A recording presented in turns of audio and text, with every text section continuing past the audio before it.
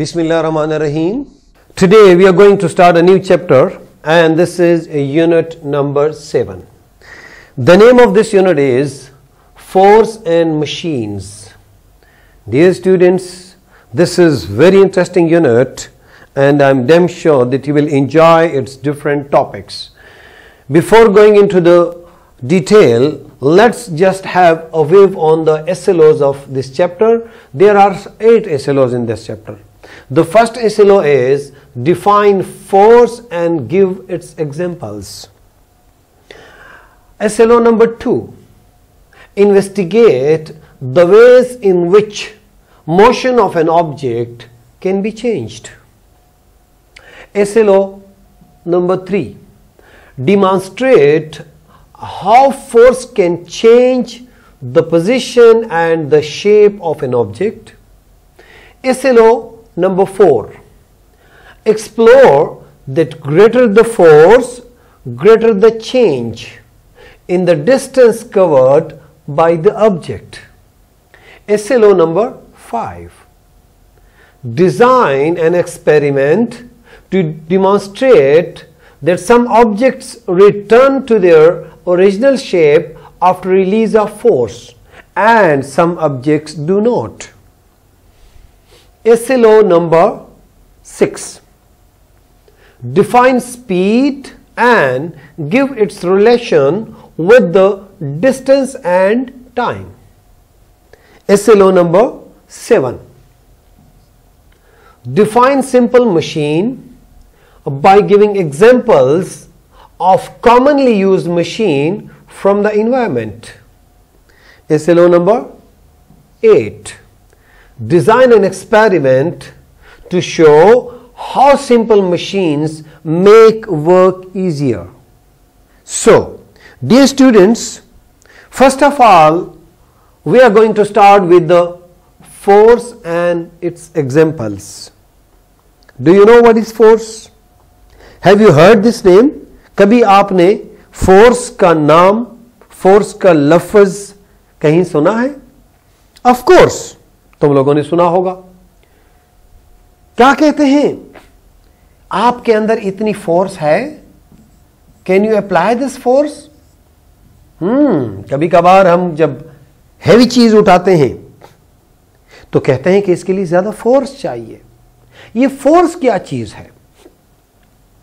My dear students, force वो agency है, वो चीज है, वो ताकत है जो किसी चीज को अपनी जगह से हटाने के लिए दरकार होती है. किसी चीज को उठाने के लिए, किसी चीज को हिलाने के लिए, किसी चीज को रोकने के लिए, किसी चीज का स्पीड कम करने के लिए, किसी चीज का स्पीड ज्यादा करने के लिए जो रिक्वायर होता है उसको हम कहते हैं फोर्स. सपोज यहां एक बॉक्स पड़ा है जो बहुत हैवी है.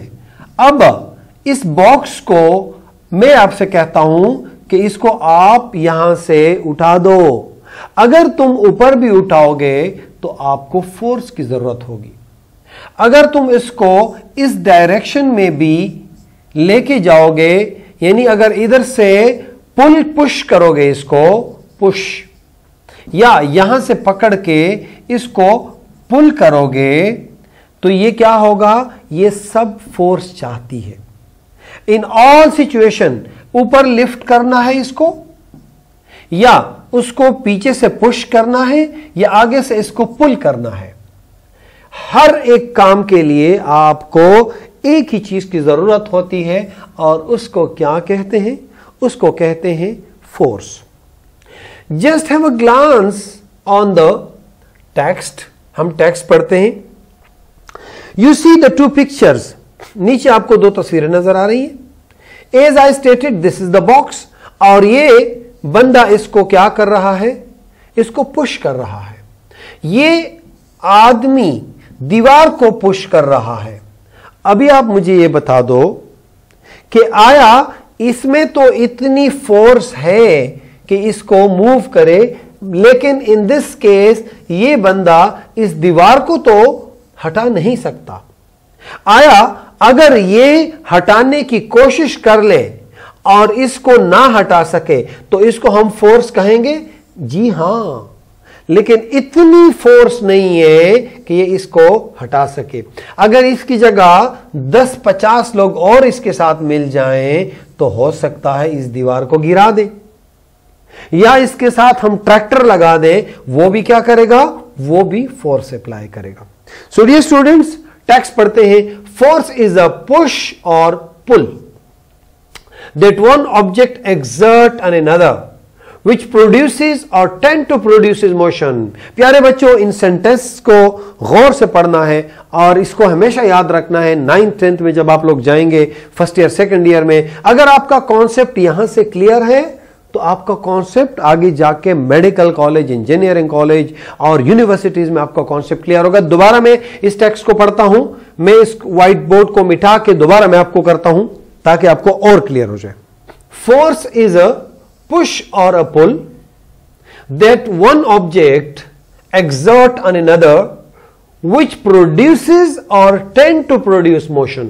ये प्रोड्यूस करे या प्रोड्यूस करने की कोशिश करे, यानी अगर ये ना भी प्रोड्यूस हो फिर भी फोर्स ये है, इसके अंदर ये मोशन प्रोड्यूस करता है, ये भी फोर्स है।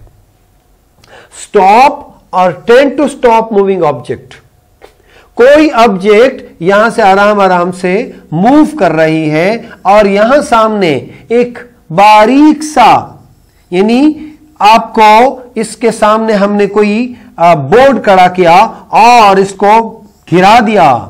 अब इसका यह मतलब नहीं है कि इस बोर्ड ने इसके ऊपर अपोजिट डायरेक्शन में फोर्स नहीं की, फोर्स अप्लाई हुआ लेकिन कम था, इसलिए इस बॉडी को, इस गाड़ी को नहीं रोक सका। अगर सामने दीवार आ जाए मजबूत और ये वहां पे टक करके रुक जाए तो भी ये फोर्स है। अगर ये ना भी रुके लेकिन इसने फोर्स कर लिया अपोजिट डायरेक्शन में तो इसको रोका या रोकने की कोशिश की, this is called as force. या कॉमा में और क्या लिखा हुआ है? चेंज द डायरेक्शन और शेप ऑफ एन ऑब्जेक्ट। कभी कभार डायरेक्शन भी चेंज कर लेते हैं, आगे हम ज्यादा डिटेल से इसको पढ़ेंगे कि किस तरीके से वो फोर्स जो होता है वो किसी मूविंग बॉडी को डायरेक्शन चेंज कर लेता है। आप लोगों ने बिलियर्ड देखा होगा, फर्ज करो यहां पे गोटी और यहां से जब उसको स्नो को शॉट मारता है तो टक करके क्या हो जाता है, कभी कभार ये वाला इधर रुक जाता है और ये वाला बॉल आगे चले जाता है। So this is called force, ये भी फोर्स है। I am going to show you some picture that is related to pull and push. See these two pictures. This is pushing. This is called pushing and this is called pulling. And ये क्या कर रहे हैं? This is a force and this is also a force. ये दोनों क्या है? Forces हैं। In our daily life यहां पर देख लें, we come across a situation where it is needed to move an object. For example, we tell a child to push a heavy box. Suppose he is unable to move the box. Now you tried yourself and moved it. Does it mean that the child did not apply force on the table? Similarly, an adult is pushing a wall like this, but wall does not move from its place. Does it mean that he is not exerting force on the wall? The answer is no. In both the cases, छोटे बच्चे ने box को move करने की कोशिश की, नहीं कर सका। यानी बड़े आदमी ने दीवार को मूव करने की कोशिश की, नहीं कर सका। फोर्स यहां भी अप्लाई हुआ है, फोर्स यहां भी अप्लाई हुआ है। सो डियर स्टूडेंट, यानी अगर कोई एजेंसी किसी चीज को मूव करने की कोशिश करे, उसको पुश करे, उसको पुल करे, या पुश करने की कोशिश करे या पुल करने की कोशिश कर ले, so this is called as force. You must go through this definition again and again ताकि आपको मजीद ये क्लियर हो। I am going for further examples. You can see this. For example यहां पे एक और चीज, ये पिक्चर आपको नजर आ रही है। अगर कोई बाइक जा रही है बहुत तेजी से और उसको आगे मोड़ आए या कोई खड्डा आए, कोई डाइवर्शन आए, तो वो क्या करता है, वो ब्रेक लगाने की कोशिश करता है, पर उसकी बाइक इतनी जल्दी रुकती नहीं है। इसका मतलब ये नहीं कि उसने फोर्स अप्लाई नहीं कि उसने फोर्स अप्लाई किया, लेकिन ब्रेक की ताकत इतनी नहीं थी कि वो रोक सके। राइट? इसी तरीके से अगर गाड़ी में ब्रेक मजबूत है तो यू कैन सी दिस, या आगे गाड़ी है तो वो क्या हुआ, उसके करीब पहुंच के ब्रेक उसके लग गए हैं। सो इसको जाने के लिए भी फोर्स की जरूरत थी और इसको रोकने के लिए भी फोर्स की जरूरत थी।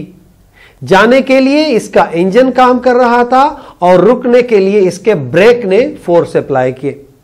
एक और चीज जो कि बहुत इंटरेस्टिंग चीज है, I want to share with you that as well. What is this?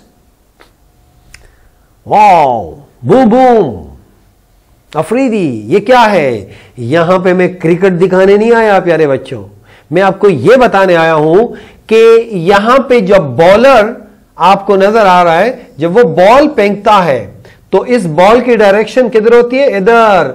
लेकिन जब इसको चक्का मारता है अफरीदी तो उस बॉल की डायरेक्शन क्या हो जाती है, वापस। यानी बॉलर बैट्समैन की तरफ फेंक रहा है और बैट्समैन ने क्या किया, ज्यादा फोर्स अप्लाई किया और बॉल जो है वो बाउंड्री स्टेडियम से बाहर निकल गई।